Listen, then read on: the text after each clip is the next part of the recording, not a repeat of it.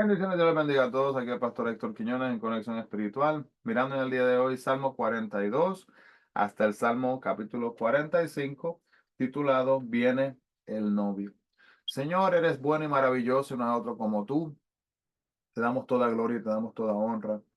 Gracias, Padre Jehová, por esta palabra que tú nos has dejado y por el hecho, Señor, de que no regresa vacía, sino que entra hasta lo más profundo, Señor, de nuestros corazones.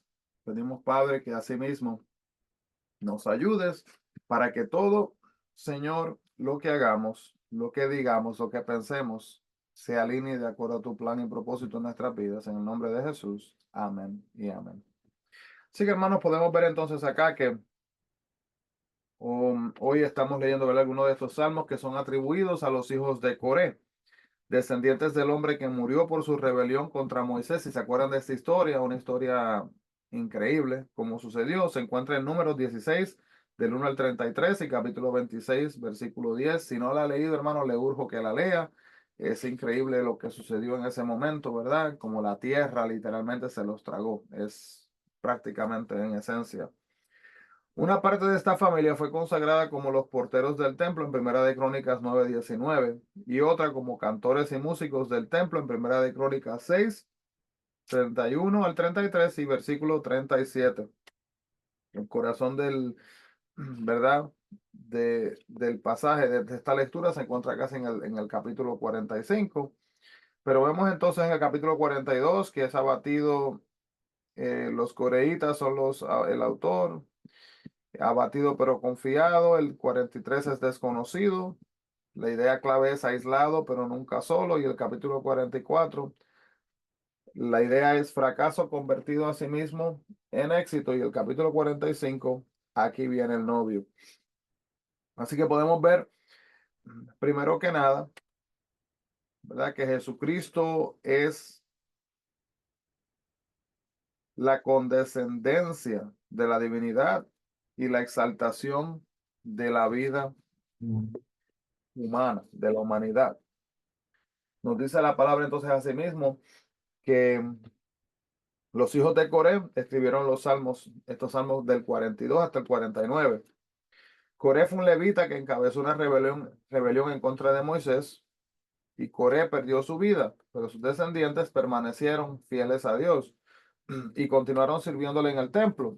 David designó hombres de la familia de Coré para que sirvieran como directores del coro y continuaron siendo los músicos del templo por cientos de años.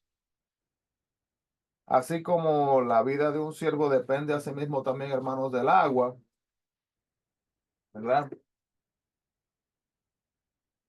Podemos ver de igual manera que nuestras vidas dependen de Dios. ¿Verdad? Sin agua no podemos vivir, sin Dios tampoco podemos vivir. Los que buscan y desean comprenderlo encontrarán una vida que no tiene final. Al sentirse separado de Dios, este salmista no descansaría hasta que su relación con Él se restaura, porque sabía que su vida dependía a sí mismo de ello. Entonces, podemos ver que el escritor de este salmo estaba desalentado porque estaba exiliado en un lugar distante de Jerusalén y no podía ir a adorar al templo. Durante las fiestas establecidas por Dios, la nación tenía que recordar todo lo que él había hecho por ella. Y muchas de estas fiestas, hermanos, para las personas que no se acuerdan, se explican en el libro de Levítico capítulo 23. Recuerden que el libro de Levíticos muestra muchas de las leyes y prácticas que se esperaban. Ahí puede leer un poco más de información. La depresión, hermanos, cuando miramos el capítulo 42, versículo 5 y 6, vamos a mirar aquí, a leer estos versículos, donde dice: ¿por qué te abates, oh alma mía, y te turbas dentro de mí? Espera en Dios, porque aún he de alabarle, salvación mía y Dios mío. Dios mío, por Dios mío, mi alma está batida en mí. Me acordaré por tanto de ti desde la tierra del Jordán y de los hermonitas desde el monte de Mizar. Cuando hablamos de la depresión, hermanos, es una de las enfermedades emocionales más comunes. Un antídoto para la depresión, hermanos, es meditar en la bondad de Dios para con su pueblo. Esto apartará su mente de la situación presente y le dará esperanza de que todo mejorará. Debemos de centrar nuestros pensamientos en la capacidad de Dios para ayudarnos y no en la capacidad de nosotros para ayudarnos a nosotros mismos, porque nosotros tenemos limitaciones, Dios no tiene limitaciones. Cuando se sienta deprimido, aproveche este salmo antidepresivo, lea lo que la Biblia nos narra de la bondad de Dios y medite así mismo en ello. Hermonitas, hermanos, son los que viven en el monte Hermón. Y cuando se menciona la palabra Mizar, significa el más pequeño, de manera que el monte Mizar podría ser el más pequeño de esa cordillera. Cuando se menciona el Santo Monte, se está hablando del monte de Sión, en Jerusalén, la ciudad de David, nombrada como la capital de Israel. El salmista pidió a Dios que enviara su luz y su verdad para guiarlo hacia el monte santo. Y vemos entonces en este Salmo el 44 que quizás se cantó en una ocasión como la narrada en Segunda de Crónicas 20, 18 y 19, donde el fiel rey Josafat estaba rodeado de enemigos y los levitas cantaron al Señor antes de la batalla. Capítulo 44, del 1 al 3, podemos ver también cuando dice, echaste las naciones, se refiere a la conquista de Canaán para que fueran así mismo hacia la tierra prometida. Descrita en el libro de Josué, Dios les da a Israel la tierra donde debían entrar y expulsar a todos los malvados y que se oponían a sí mismo a él. Se le dijo a Israel que se estableciera en la tierra y fuera un testigo para el mundo del poder y del amor de Dios. Rodeado de enemigos, el salmista recordó lo que Dios hizo por su pueblo y se animó.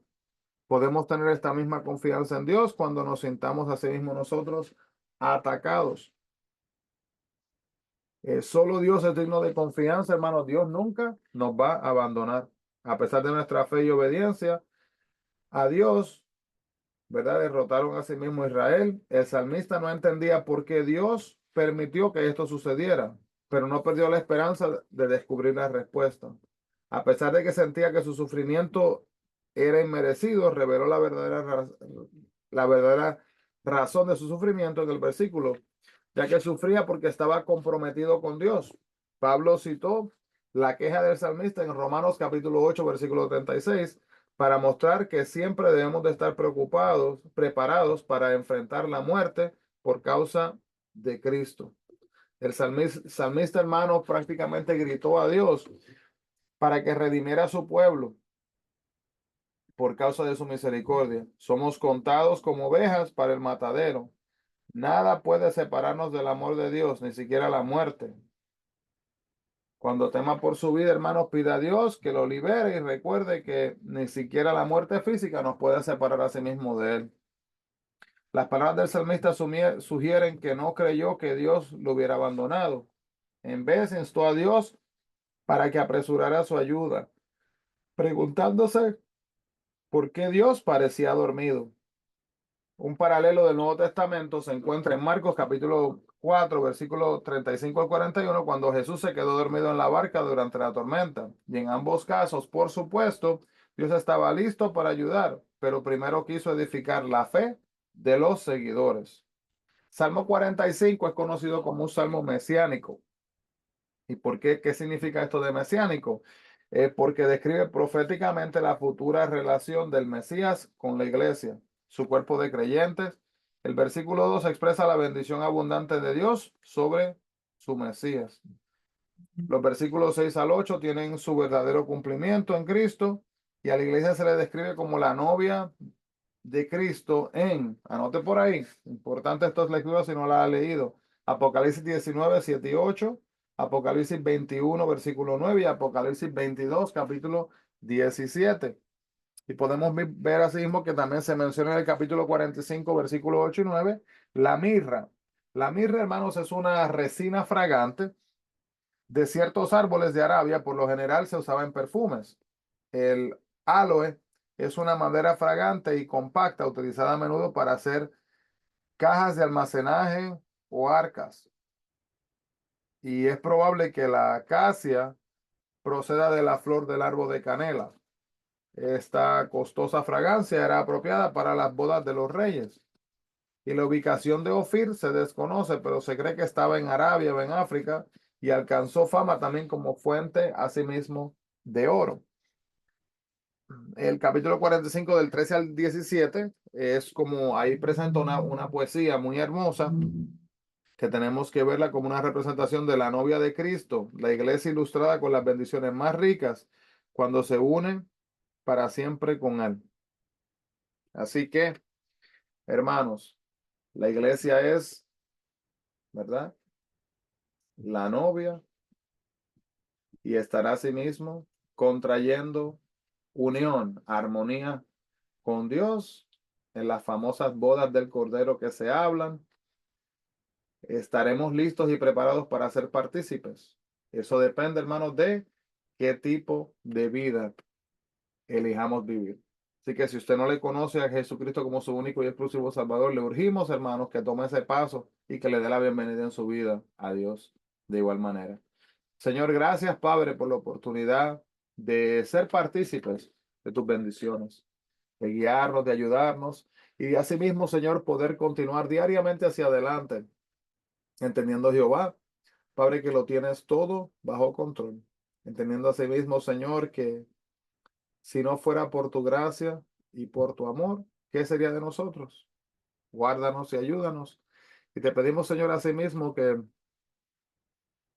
podamos continuar caminando en ti diariamente, buscándote y honrándote como lo mereces. En el nombre de Jesús, guarda nuestros pasos. Amén y amén. Sí, Dios les bendiga grandemente, hermanos. Bendiciones a todos y no se olviden, busquemos la presencia del Señor. Dios les bendiga.